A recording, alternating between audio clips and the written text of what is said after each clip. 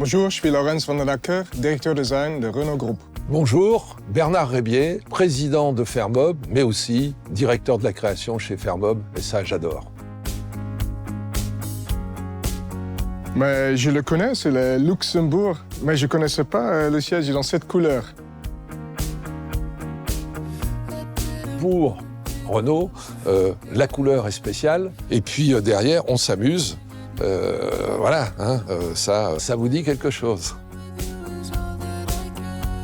Un bon design iconique, elle fait un pont vers le passé et un pont vers le futur. Et il faut réussir les deux. Je pense ici, on a réussi avec l'R5. Elle est à la fois futuriste et à la fois elle raconte une histoire de nos racines. Il faut comprendre l'histoire.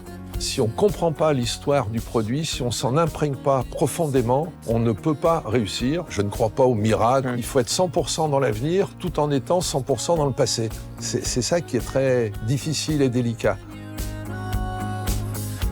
Ironiquement, malgré toutes les technologies qu'à notre disposition, ça commence toujours avec un papier et un crayon. Après, forcément, on applique le numérique, le digital, le virtuel. On a les outils les plus high-tech et les plus artisanat en même temps. Il n'y a pas de règles, mais il y a quelques recettes quand même qui marchent. Il faut que la voiture soit simple, des proportions qui sont parfaites, pas trop de décoration.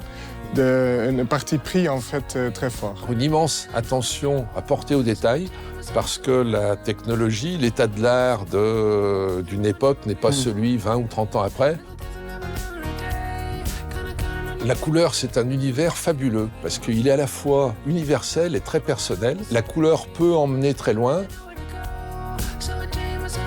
C'est le public qui choisit et le public a toujours raison. Quand on dessine les voitures, on a les voitures et on n'a pas besoin de l'expliquer. Il faut aussi qu'elle soit en avance de son temps, en phase avec son époque.